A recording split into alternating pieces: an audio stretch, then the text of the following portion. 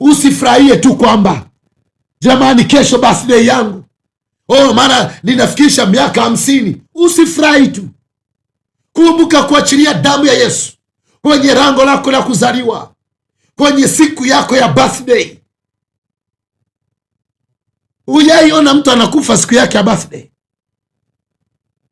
Naipata ushuhuda mahali fulani, mtu mmoja alikufa siku yake ya birthday, anajiandaa kesho ndiyo birthday yangu, hiyo kesho ikawa siku yake ya kufa. Mwingine alikufa siku yake ya ndoa, anajiandaa kwamba siku fulani ndiyo ndoa, siku hiyo ikawa ndio siku ya kuzikwa kwake.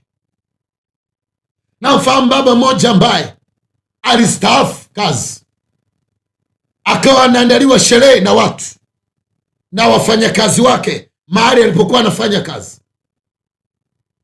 Kama kesho ndio sherehe yake ya kustaafu anaandaliwa, leo jioni akagongwa gari akafa, na sherehe hakuifaidi, hata mafao yake hakuyafaidi.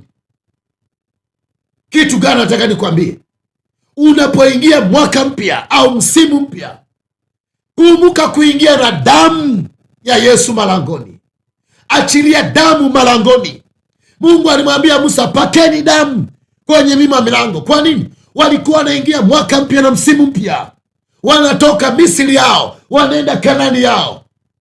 Mungu akamwambia achilieni damu malangoni. Bwana Yesu asifiwe sana.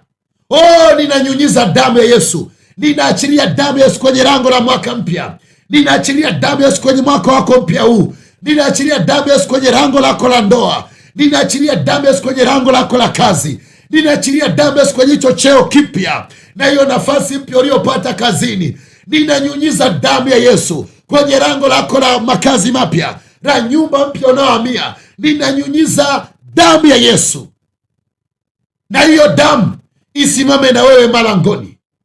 Bwana Yesu asifiwe sana.